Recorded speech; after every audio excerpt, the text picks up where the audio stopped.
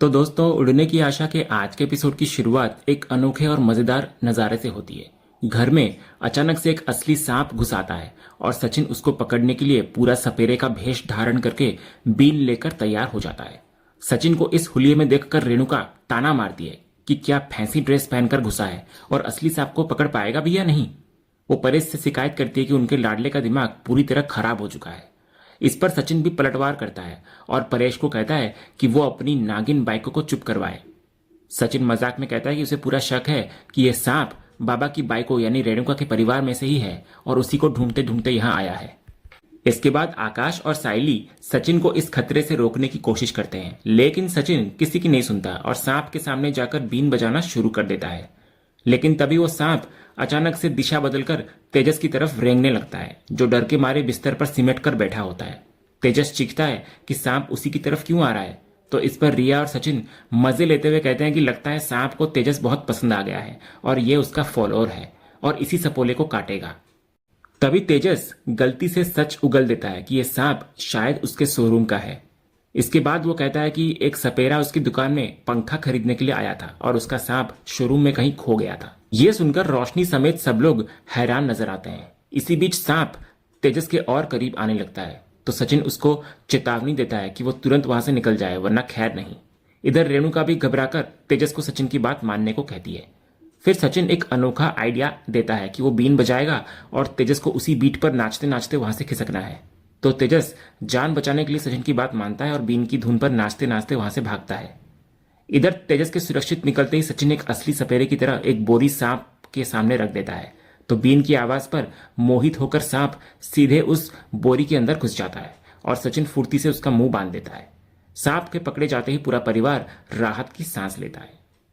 काम पूरे होते ही सचिन तेजस और रेणुका से 5,001 रुपए की मांग करता है, लेकिन तेजस हैरान होकर पूछता है कि किस बात का पैसा। और फिर वो सांप के असली मालिक सपेरे को फोन मिलाने लगता है। इसी बीच साइली और रिया दोनों सचिन की जमकर तारीफ करती हैं। साइली हैरानी जताती है कि उसे नहीं पता था कि सचिन को यह सब भी आता है। तो सचिन इस पर गर्व से कहता है कि गांव में उसने बहुत सांप पकड़े हैं। रिया भी उसे ब्रेव मैन कहकर उसकी हिम्मत की दाद देती है। इतनी तारीफ सुनकर रेणुका चिढ़ जाती है और सबको महानता पुराण बंद करके सोने जाने का आदेश देती है, क्योंकि सुबह सबको काम पर जाना है। तो सब अपने अपने कमरों में चले जाते हैं और सचिन सांप को घर से बाहर सेफली छोड़ने के लिए ले जाता है। अगले सीन में साइली एक नई कस्टमर से मिलती है। वो मैडम बता रही होती है कि उसने कोकिला से साइली के काम की तारीफ सुनी है और उसे भी ऐसे ही डेकोरेटर चाहिए।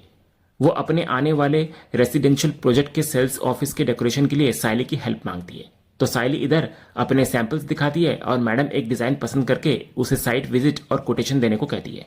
जब साइली पूछती है कि कितने फ्लैट्स बनेंगे तो मैडम बताती है कि 275 फ्लैट्स होंगे, वो भी फुल्ली फर्निश्ड और इलेक्ट्रॉनिक्स अप्लायंस के साथ। तो साइली मौके का फायदा उठाते हुए तेजस के इलेक्ट्रॉनिक्स शोरूम का जिक्र करती है। तो मैडम ये सुनकर कहती है कि वे भी इलेक्ट्रॉनिक वेंडर ढूंढ रही थी और फिर मिलने की इच्छा जताती है। वहीं दूसरी तरफ रेणुका घर पर सबको इकट्ठा करती है। वो बताती है कि पंडित जी के अनुसार घर में सांप आना बहुत अशुभ है और आपदा का संकेत हो सकता है। इससे बचने के लिए नाग पंचमी से पहले गांव जाकर कुल देवता की पूजा करनी होगी। तो तेजस समर सीजन में बिजनेस और प्रॉफिट का हवाला देकर मना कर देता है कि वो नहीं जा पाएगा, लेकिन रेणुका उसको याद दिलाती है कि सांप सबसे पहले उसी के शोरूम में आया था, इसलिए उसका जाना सबसे जरूरी है। वो धमकी देती है कि अगर उसने ध्यान नहीं दिया तो उसका शोरूम खंडर बन जाएगा। तभी सचिन सवाल उठाता है कि सांप तेजस के शोरूम से आया है तो वही जाए, वे लोग क्यों जाएंगे। साइली भी कहती है कि उसका काम अभी अभी शुरू हुआ है। रिया भी इधर अपने नए रेस्टोरेंट का बहाना देती है और आकाश भी बिजी होने का हवाला देता है। लेकिन तभी परेश सबको चुप कराते हुए रेणुका का साथ देता है। वो बताता है कि उसने गांव में आजी से भी बात की है और आजी ने एक बाबा से बात की है। तो उन बाबा ने दो बातें बताई है, पहली कि पूजा जरूरी है और दूसरी परिवार के बीच एक छिपा हुआ सच है जिससे सब अनजान है और वो सच रिश्ते बदल सकता है। इसी वजह से सबका गांव जाना बेहद जरूरी है। तो छिपा हुआ सच और रिश्ते बदल सकते हैं जैसे शब्द सुनते ही रोशनी के चेहरे का रंग उड़ जाता है। वो बुरी तरह घबराने लगती है और उसके हाव भाव से साफ पता चलता है कि ये बात सीधे उसी के राज की तरफ इशारा कर रही है। इधर परेश के छिपे हुए सच वाले खुलासे पर सचिन सीधे रोशनी की तरफ देखकर सवाल करता है कि आखिर ऐसा कौन सा सच है जो घर में सबसे छिपा है। तो इस पर रोशनी और भी घबराने लगती है।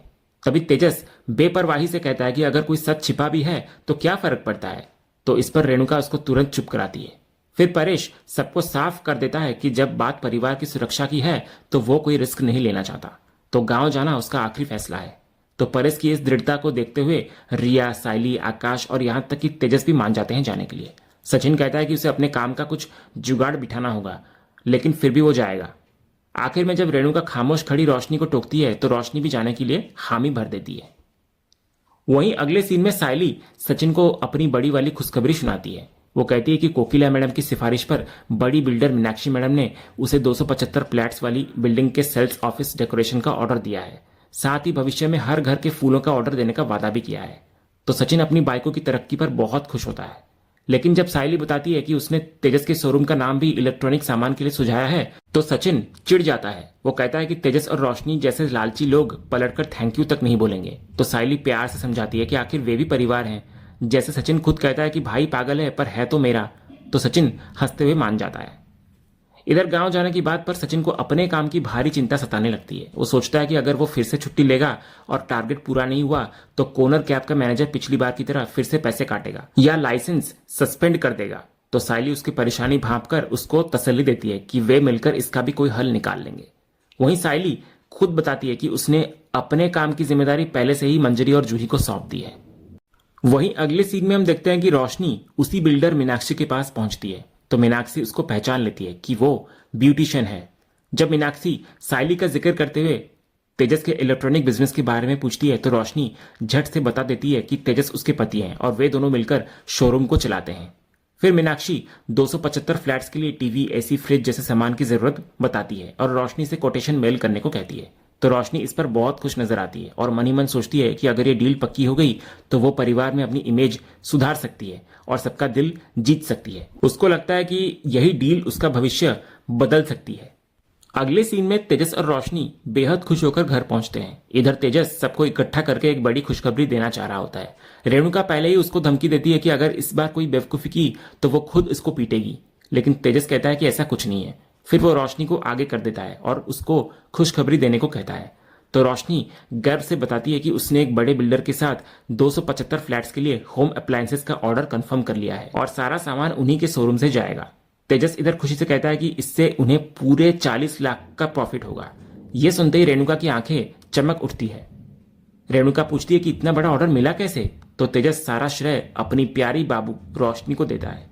रोशनी इधर चालाकी से बताती है कि वो बिल्डर उसकी रेगुलर क्लाइंट थी, इसलिए यह ऑर्डर मिला।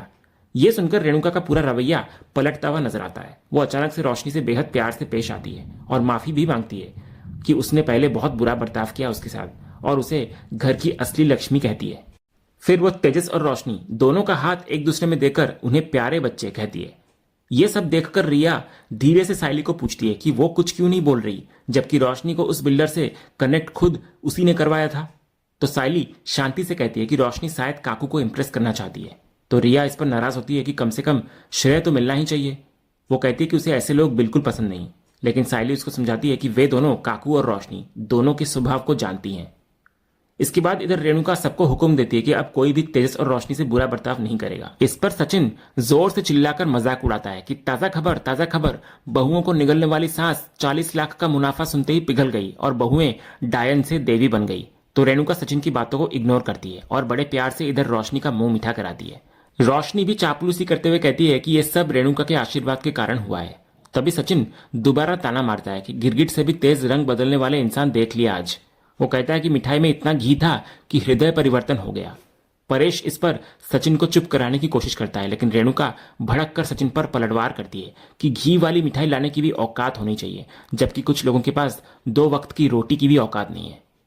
तो इसी कड़वे तंज और तनाव के साथ आज का ये एपिसोड यहीं पर खत्म होता है। तो दोस्तों, आपको आज का ये एपिसोड और इसका अपडेट कैसा लगा, अपनी राय हमें कमेंट करके जरूर बताएं। अगर आपको आज का ये वीडियो पसंद आया हो तो वीडियो को लाइक और शेयर जरूर करें और उड़ने की आशा के आने वाले रोमांचक ट्विस्ट एंड टर्न्स जानने के लिए हमारे इस चैनल को सब्सक्राइब करना ना भूलें। मिलते हैं अगले वीडियो में, तब तक के लिए धन्यवाद।